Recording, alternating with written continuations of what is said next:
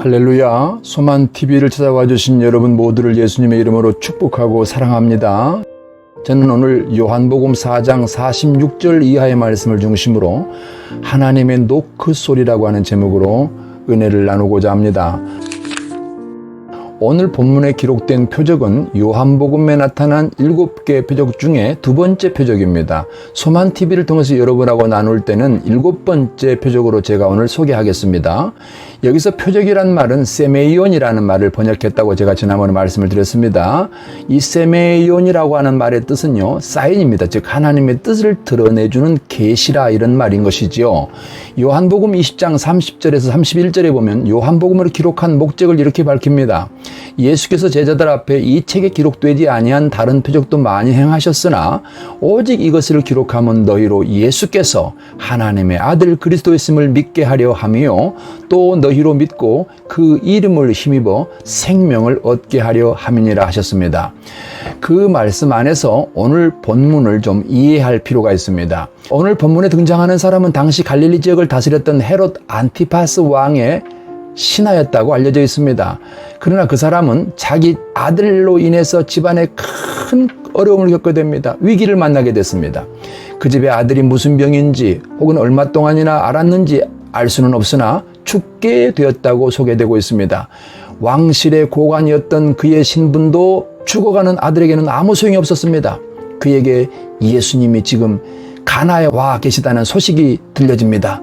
그래서 가버나움에서 가나까지 대략 34km 정도 되는 거리를 80리가 넘는 거리입니다.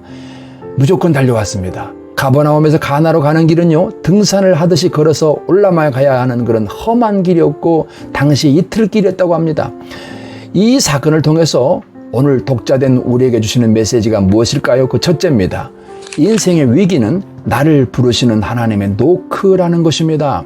이 고관이 가버나움에서 가나까지 34km를 단숨에 달려와서 갈릴리의 목수인 예수님을 만나려고 찾아온 이유가 뭘까요? 아들의 병을 고치기 위함인 것입니다.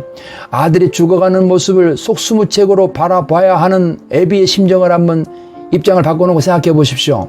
심장이 터질 것 같았을 것이고 미칠 것 같았을 것이고 억장이 무너지지 않았겠습니까? 그 마음이 단숨에 예수님께로 달려오게 만든 것입니다. 와서 내 아들의 병을 고쳐달라 이렇게 사정을 합니다. 왕의 신하라는 높은 지위에 있는 사람이, 요즘 우리로 말하면 등 따시고 배부른 사람 아닙니까?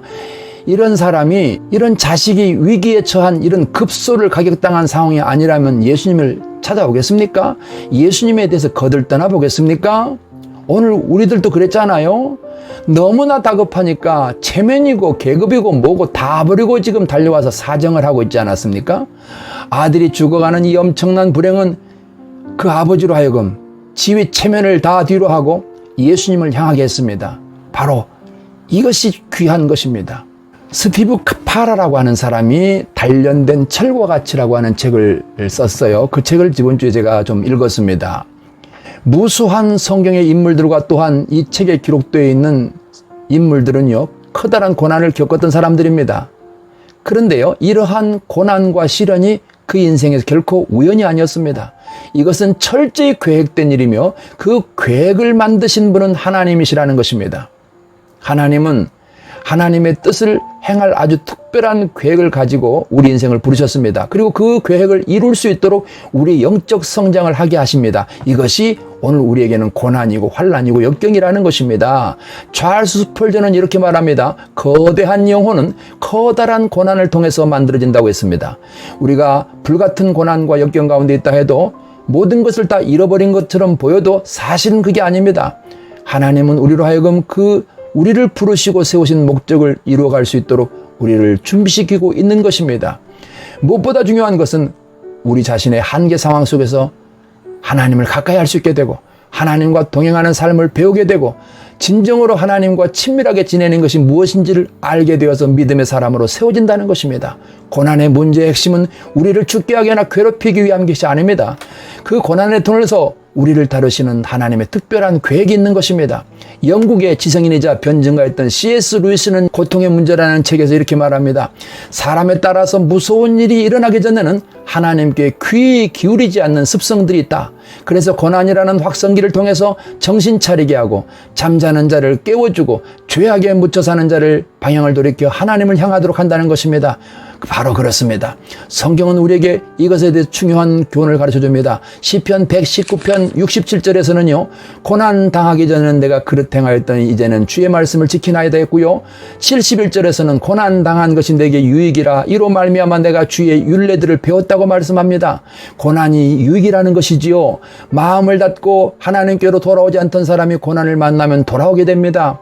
죄악 가운데 빠져 살던 사람이 고난을 당하면 회개하고 돌이키게 됩니다. 영적으로 잠자던 성도가 고난을 당하게 되면 깨어나서 사명자가 되게 되는 것입니다. 얼마나 놀라운 변화입니까?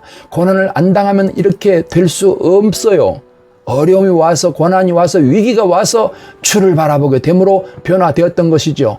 고린도후서 1장 8절에서 9절은 이렇게 말씀하십니다. 형제들아 우리가 힘이 겹도록 심한 고난을 당하여 살 소망까지 끊어지고 우리는 우리 자신이 사형 선고를 받은 줄 알았으니 그 이유는 우리로 자기를 의지하지 말고 오직 죽은 자를 다시 살리시는 하나님만 의지하게 하심이라 이렇게 말씀하십니다. 바로 그렇습니다. 주님만 바라보고 주님만 의지하게 하려고 우리에게 힘에 겹도록 심한 고난을 당하게 하고 살 소망이 끊어진 위기에서도 또 사형 선고받은 그런 느낌이 들 정도 고난에서 우리를 세워가시는 것입니다. 세상에서 가장 좋은 만남이 뭐죠? 가장 위대한 만남이 뭐겠습니까? 바로 예수님을 만나는 것 아니겠습니까? 그런데 그 예수님을 어떻게 만나요? 고난 때문에 예수님을 만나게 되었다면 그 고난은 불행이 아니라 하나님의 선물 아니겠습니까? 결국 이 집은 아들이 죽어가는 이 엄청난 불행으로 인해서 하나님을 찾게 되었고 그리고 주님을 만나게 됩니다. 이것은 바로 이 위기는 하나님의 특별한 선물이 되었던 것이죠. 자, 두 번째 얘기해 볼까요? 이 하나님의 노크 스토리 두 번째입니다.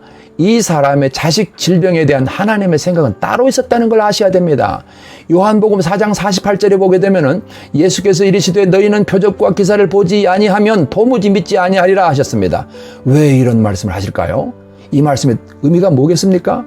문제는 아들인데 너가 볼 때는 네 아들이 문제인 것처럼 보지만 내 생각은 너가 문제라는 것입니다. 바로 이런 얘기입니다. 오늘 우리도 가정의 위기를 만나면요, 자식의 문제고 또는 가정의 어떤 특정한 사람의 문제라고 보지만 사실은 나를 통해서 집안을 살리려는 하나님의 계획이 있다는 걸 아셔야 됩니다. 좀 더 깊이 가보겠습니다.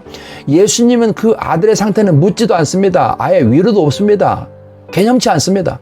예수님은 그 아들의 상태에서는 한마디도 묻지 않으시고 이렇게 말해요. 너희는 표적과 기사를 보지 못하면 도무지 믿지 아니하리라. 바로 이것이 이 아버지를 향한 하나님의 계획입니다. 예수님의 생각이란 말입니다. 9절에 보니까 이 아버지의 생각이 어때요? 이 아버지 현재 상태가 어떻습니까? 신하가 이르되 주여 내 아이가 죽기 전에 내려오소서. 이 말을 자세히 살펴보면요, 죽기 전에라는 말은 시간적으로 생명이 붙어 있을 때 와주셔야 되겠습니다 하는 말입니다. 죽고 난 다음에는 무슨 소용이 있냐는 것이죠. 또한 내려오소서라고 하는 말은 공간적으로 내 자식 옆에 있어야만 고쳐줄 수 있을 것 아닙니까? 이런 말이에요. 아무리 예수님이라 할지라도 죽고 나면 할 수 없다는 것 아니겠습니까? 같은 자리에 손을 얹지 않으면 치료가 안 된다는 그런 생각 아니겠습니까? 바로 이것이 왕의 신하, 이 죽어가는 아버지의 아들의 아버지 생각이었던 것입니다. 그러니까 믿음이 전혀 없는 것이죠. 이런 상황에서 하나님은 이 아버지에게 믿음을 세우시고 심으셔서 이 아들을 고침으로 말미암아 가정을 구원할 계획이 있었다는 것입니다. 이것이 표적의 내용이에요. 이번 요한복음 표적의 내용인 것입니다. 자, 그럼 어떻게 했나요? 그는 순종했습니다. 이거 세 번째 얘기입니다. 50절을 보십시오. 예수께서 이르시되 가라 네 아들이 살아있다 하시니 그 사람이 예수께서 하신 말씀을 믿고 갔더니 그랬습니다. 우리는 이 대목에서 이런 말씀을 이렇게 바꿔 생각할 수 있습니다. 만약에 그 사람이 그 예수님 말씀을 듣고 무슨 얘기입니까? 같이 가셔야죠. 아이가 여기 없는데 어떻게 치료한단 말입니까? 같이 가십시다 하고 자꾸 우기고 순종하지 않았다면 어떤 결과가 나왔을까요? 아마 기적은 일어나지 않았을 것입니다. 그러나 이 사람은 믿고 갔다는 겁니다. 우리도 아무리 아멘 해도요, 삶으로 살아내지 않는 건 다 소용없는 짓입니다. 이 사건의 결과를 우리 한번 눈여겨보실 필요가 있습니다. 요한복음 4장 50절 이하에 자세히 나와 있습니다. 제가 읽어드리겠습니다. 예수께서 이르시되 가라 네 아들이 살아있다 하시니 그 사람이 예수께서 하신 말씀을 믿고 가더니 내려가는 길에서 그 종들이 오다가 만나서 아이가 살아있다 하거늘 그 낳기 시작한 때를 물은즉 어제 7시에 열기가 떨어졌나이다 하는지라 그의 아버지가 예수께서 네 아들이 살아있다 말씀하신 그때인 줄 알고 자기와 그 온 집안이 다 믿으니라 그러셨습니다. 여기 보십시오. 시간과 공간을 초월하시는 예수님의 능력을 보란 말입니다. 이 사람 아버지가 다시 말하면 고관이 멀었잖아요. 중간에서 만났잖아요. 집에서 이제 이 소식을 알리려고 다시 이 자기 집 주인을 만나러 오는 하인들이 있었고요. 그 다음에 이 사람은 예수님 말씀 믿고 돌아가는 길에 중간에 만났잖아요. 만나니까 이제 집에서 온 하인들이 반가워서 불렀겠죠. 주인님 어서 오세요. 걱정하지 마세요. 아들이 살았어요. 그러니까 이 사람이 놀라지도 않고 묻습니다. 그래? 몇 시에? 이렇게 묻잖아요. 그때 7시라는 말을 듣고서 맞춰봅니다. 그때라면은 예수님께서 나보고 네 아들이 살았으니 가라 한 그때구나 하고 생각하고 이것이 확인되자마자 그 사람 본인도 믿음의 확신이 생기고 그 아이는 치료가 되고 가족이 다 예수 믿게 되었다는 말씀인 것입니다. 할렐루야 아닙니까? 가족 구원이 이루어진 것입니다. 오늘 우리에게 일어난 위기는 하나님의 노크소리입니다. 그러나 그 위기는 결과적으로 나를 살리고 내 가정을 살리고 내 가족을 살리는 하나님의 노크였던 것입니다. 요한계시록 3장 20절에 보니까요. 볼지어다 내가 문 밖에 서서 두드리노니 누구든지 내 음성을 듣고 문을 열면 내가 그에게로 들어가 그로 더불어 먹고 그는 나로 더불어 먹으리라 하셨습니다. 우리 인생의 고난은 나를 부르시는 주님의 음성입니다. 우리 인생의 고난은 나를 부르시는 주님의 노크소리인 것입니다. 그래서 그 음성을 듣고 문을 열어 마음으로 주님을 영접해야 됩니다. 그럼 어떻게 될까요? 사도행전 16장 31절은 말씀하십니다. 주 예수를 믿으라 그리하면 너와 네 집이 구원을 얻으리라 하셨습니다.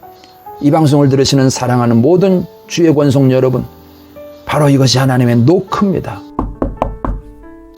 여러분 개인을 두들기는 주님의 노크 소리를 거절하지 마셔야 됩니다. 그리고 그 음성에 귀를 기울이고 순종하셔야 됩니다. 그럴 때 내가 살고 내 가정이 살고 자녀들이 살고 내 형제와 친척들이 살고 믿음의 명문가가 되어질 뿐만 아니라 이런 변화들이 한 사람 한 사람을 통해 일어날 때 지역이 삽니다. 민족이 살게 되는 것입니다. 바로 이것이 교회가 해야 되는 일인 것입니다. 오늘 이후에 나머지 날을 사시면서도 여러분 주의 복음을 듣지 못한 영혼들에게 이 소식을 전달해서 어려움 당한 영혼들에게 이웃들에게 이 소식을 전달해서 주님의 음성을 들려주십시오. 그들을 살려내십시오. 바로 이것이 우리가 살아야 되는 삶의 이유 아니겠습니까? 승리하시기 바랍니다.